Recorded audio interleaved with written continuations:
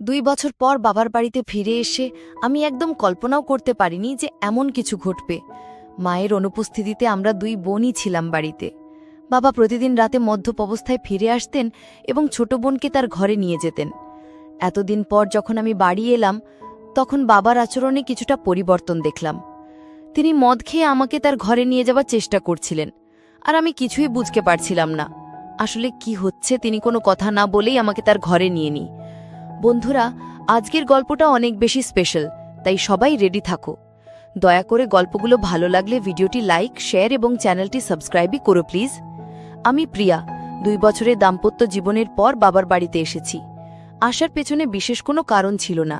দীর্ঘদিন পর স্বামীও বলল যে বাবার বাড়ির খবর নেওয়া উচিত। তবে এতদিন না আসার মূল কারণ ছিল বাবার মদ্যপানের অভ্যাস। কিছুদিন আগে বাবার ফোন পেয়েই সিদ্ধান্ত নিলাম। বাবা জানালেন তিনি মদ ছেড়ে দিয়েছেন। তার মলিন মুখ দেখে এবং ছোট বোন তানিয়ার সাথে দেখা করার ইচ্ছা হলো। তানিয়া আগে হোস্টেলে ছিল, এখন একাদশ শ্রেণীতে পড়ে এবং মাত্র 2-3 মাস হলো বাড়ি ফিরেছে। বাড়িতে এসে বাবা আমাকে জড়িয়ে ধরলেন, যেন একটু বেশি স্নেহ দেখাচ্ছিলেন। তানিয়া দেখা করতে এলো, তবে তার মুখে কিছুটা অস্বস্তি ছিল। তানিয়া বাবাকে পানি দিতেও ভয় পাচ্ছিল, যা দেখে আমি বিস্মিত হলাম। জানি না সে কবে থেকে এতটা ভয় পেতে শুরু করেছে। বিশেষ করে বাবা তো এখন মদও ছেড়ে দিয়েছেন। সেদিন দাদু বাবার বন্ধুর বাবা আমাদের বাড়িতে এসেছিলেন। তাদের পরিবার আমাদের খুব ঘনিষ্ঠ। বাবার বন্ধু মারা যাবার পর দাদু নিয়মিত আসতেন। বাবাকে মদ ছাড়তেও তিনি উৎসাহ দিয়েছিলেন। সেদিন বাবা দাদুর সাথে বাইরে গিয়েছিলেন। যখন বাবা ফিরে এলেন, তখন তার মদ্যপ অবস্থায় দেখে আমি বিস্মিত হলাম। দাদু বললেন, মেয়ে, তোমার বাবার খেয়াল রেখো। তাকে কতবার বলেছি মদ ছেড়ে দিতে, কিন্তু আজ সে মদ্যপানের কারণ হিসাবে বলল যে তার মেয়ে 2 বছর পর বাড়ি এসেছে। আসলেই তোমার বাবা খুব জটিল মানুষ। আমি যখন বাবাকে তার ঘরে পৌঁছে দিতে যাচ্ছিলাম, তখন তিনি আমাকে এমনভাবে ধরে রাখলেন যেন আমি তার স্ত্রী। পরের দিন সকালে শ্বশুরবাড়ি ফেরার জন্য প্রস্তুত হলে বাবা আমাকে থামিয়ে বললেন, কোথায় যাচ্ছ? এসেছ তো মাত্র 1 দিন হয়েছে। আমি জবাব দিলাম, আপনি যদি মদ না ঝাড়েন তাহলে আমি আর এখানে থাকব না। তানিয়াকেও নিয়ে যাচ্ছি। আমার কথায় বাবা বিচলিত হয়ে পড়লেন। তানিয়া বাবার সৎ মেয়ে হলেও তিনি তাকে নিজের মেয়ের মতোই দেখেছেন। মায়ের মৃত্যুর পর বাবার দ্বিতীয় বিয়েতে তানিয়া আমাদের জীবনে আসে। আমি তানিয়াকে সবসময় নিজের ছোট বোনের মতোই ভালোবেসেছি। বাবার প্রতিশ্রুতি অনুযায়ী আমি আরও কিছুদিন থাকার সিদ্ধান্ত নিলাম। 1-2 দিন পর আমি তানিয়াকে নিয়ে বাজারে গেলাম। তার জন্য অনেক সুন্দর পোশাক এবং মেকআপের সামগ্রী কিনলাম। বাড়ি ফিরে আমি তানিয়াকে বললাম নতুন পোশাকগুলো পরে দেখতে। একটি পোশাক তাকে বিশেষ সুন্দর লাগছিল। আমি তাকে সাজতে বললাম, আর নতুন পোশাকে সে অপূর্ব লাগছিল। তার এই রূপে কিছু ছবি মোবাইলে তুলছিলাম। ঠিক তখনই বাবা বাড়ি ফিরে এলেন। বাবা তানিয়াকে দেখে মুগ্ধ হয়ে গেলেন। তিনি কাছে এসে তার কাঁধে হাত রেখে বললেন, আমার তানিয়া এখন অনেক বড় হয়ে গেছে, কত সুন্দর দেখাচ্ছে। তবে বাবার কথায় তানিয়ার কোনো প্রতিক্রিয়া ছিল না। মনে হচ্ছিল বাবার হাত তার কাঁধে রাখাটা সে একদমই সহ্য করতে পারছে না, আর সঙ্গে সঙ্গে সেখান থেকে সরে গেল। সেই রাতে আমি আর তানিয়া এক ঘরে শুয়েছিলাম। হঠাৎ ঘুমের মধ্যে দেখি তানিয়া কাঁদছে। প্রথমে ভাবলাম হয়তো কোনো দুঃস্বপ্ন দেখেছে, তাই ঘটনাটা এড়িয়ে গেলাম। কিন্তু কিছুদিন পর আবার দেখলাম একই ঘটনা। তানিয়া রাতে কাঁদছে। প্রতিদিন কি আর কেউ এত দুঃস্বপ্ন দেখে? তখন থেকেই আমার মনে সন্দেহ জাগতে লাগলো। সেই রাতেই তাকে জাগিয়ে জিজ্ঞেস করলাম, তানিয়া, কি হয়েছে? তুমি কেন কাঁদছ? সে বলল, কিছু না, হয়তো কোনো খারাপ স্বপ্ন দেখেছি। তার কথা শুনে আমারও ঘুম চলে গেল। কিছুক্ষণ আমি নৈশবাতির আলোয় বসেছিলাম। হঠাৎ আমার দৃষ্টি পড়ল তানিয়ার দিকে। সে ঘুমের মধ্যে পাশ ফিরে শুয়েছিল। আমি খেয়াল করলাম তার শরীরে কিছু অস্বাভাবিক পরিবর্তন। আমার মনে হলো বিয়ের 2 বছর পেরিয়ে গেলেও আমার শারীরিক অবস্থায় তেমন কোনো পরিবর্তন আসেনি, কিন্তু তানিয়ার ক্ষেত্রে ব্যাপারটা সম্পূর্ণ আলাদা ছিল। তার শারীরিক পরিবর্তনগুলো স্পষ্ট ছিল। বাড়িতে ফিরে আমি লক্ষ্য করলাম তানিয়া সবসময় ঢিলেঢালা পোশাক পরছে এবং নিজেকে আড়াল করে চলছে। তখন বুঝতে পারলাম এর পেছনে নিশ্চয়ই কোনো কারণ আছে। মাত্র 17 বছরের একটি মেয়ের শরীরে এত পরিবর্তন কিভাবে হলো তা ভেবে আমি অবাক হলাম।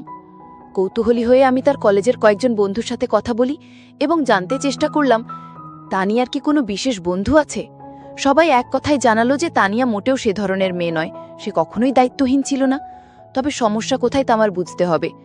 সেই রাতে যখন আমি ঘুমাচ্ছিলাম, হঠাৎ দেখি বাবা ঘরে এসে তানিয়াকে নিয়ে বাইরে চলে গেলেন। আমি সবকিছু চোখের আড়াল থেকে দেখছিলাম, কিন্তু কিছু বলতে পারলাম না। অনেকটা সময় পার হয়ে গেল, তানিয়া তখনও ঘরে ফিরছিল না। অবশেষে যখন সে ফিরে এলো, আমি খেয়াল করলাম তার হাঁটটা স্বাভাবিক নয়। সে বেশ অস্বস্তি নিয়ে চলাফেরা করছে। পরের দিন দুপুরে যখন তানিয়া কলেজ থেকে বাড়ি ফিরল, তখন আমি সরাসরি তাকে জিজ্ঞাসা করলাম, রাতে তুমি বাবার সাথে কোথায় গিয়েছিলে? সে বলল, বাবা ক্ষুধার্ত ছিলেন, তাই তাকে খাওয়াতে গিয়েছিলাম। তানিয়ার এই ব্যাখ্যা আমার ঠিক মনে হলো না। তখন আমি সরাসরি তানিয়াকে জিজ্ঞেস করলাম, তানিয়া, তুমি বাবাকে কেমন মনে করো? তিনি কি তোমাকে কোনোভাবে বিরক্ত করেন বা তোমার বয়সের তুলনায় বাসার ভারী কোনো কাজ করতে বলেন? তানিয়া দ্রুত বলল, না না, বাবা তো আমার খুব যত্ন নেন। তারপর সে নিজের ঘরে চলে গেল। আমার বাবা এখনো বেশ তরুণ দেখতে ছিলেন, তার বয়স এখনো 50ও পেরোয়নি। আমি দেখেছি তিনি সকালে নিয়মিত ব্যায়াম করেন এবং তানিয়াকেও সঙ্গে ডেকে নেন। কিন্তু তাদের মধ্যে কি চলছে তা আমি বুঝতে পারছিলাম না। একদিন হঠাৎ আমার ননদ ফোন করলেন। তিনি তানিয়ার জন্য একটি সম্পর্কের প্রস্তাব নিয়ে কথা বললেন। আমি তাকে জানালাম যে তানিয়া মাত্র 17 বছরের মেয়ে। তখন তিনি বললেন, প্রস্তাবটি খুব ভালো, ছেলে প্রতিষ্ঠিত। ননদের কথায় আমি ছেলের পরিবারের সাথে যোগাযোগ করলাম এবং তাদের বাড়িতে আমন্ত্রণ জানালাম। যখন তারা তানিয়াকে দেখলেন, ছেলের মা বললেন, আপনার বোনের বয়স কি সত্যিই 17? দেখুন, এ মেয়ের শরীর এবং বয়সে বড় পার্থক্য রয়েছে। এমনকি ছেলের মা স্পষ্টই বিয়ের প্রস্তাবটি ফিরিয়ে দিলেন, কারণ তাদের মনে হয়েছে তানিয়া মেয়ার শারীরিক গঠন তার বয়সের তুলনায় অনেকটাই বেশি। আসলে আমাদের তেমন তাড়া ছিল না তার বিয়ের বিষয়ে, তবে ননদের অনুরোধে আমি তাদের বাড়িতে ডেকেছিলাম। আমি এই দেখার ব্যবস্থা এমন এক সময় করেছিলাম যখন বাবা বাড়িতে ছিলেন না, এবং আমি তাকে কিছু জানাইনি। কিন্তু যখন বাবা জানতে পারলেন, তিনি ভীষণ রেগে গেলেন এবং বললেন, তুমি কি পাগল হয়েছ? তানিয়া মাত্র 17 বছরের মেয়ে, আর তুমি তার জন্য এখনই প্রস্তাব আনছ? যদি এখানে থাকতে না পারো তবে নিজের শ্বশুর বাড়ি চলে যাও।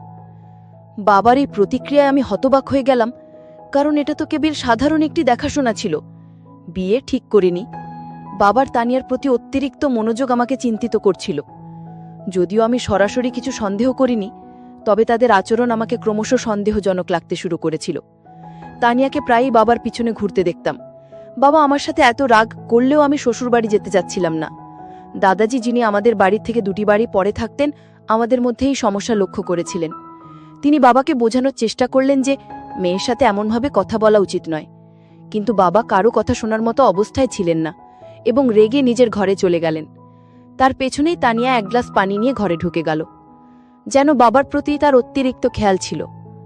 দাদাজি আমাকে বললেন, প্রিয়া, যদি তোর বাবারই আচরণ পছন্দ না হয়, তুই নিশ্চিন্তে শ্বশুরবাড়ি চলে যা।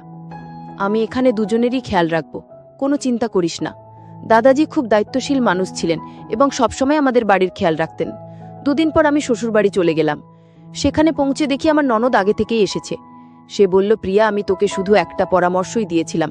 ওই পরিবার থেকে আমার কাছে ফোন এসেছিল। তিনি বললেন, তোমার বোন সম্পর্কে আমাকে কিছু ভিন্ন কথা বলা হয়েছে। তারা বলেছে মেয়েটি বিয়ের আগেই শরীরের অদ্ভুত পরিবর্তন করেছে। আমাদের শ্বশুরবাড়িতেও তানিয়ার শারীরিক পরিবর্তন নিয়ে কথা হচ্ছিল।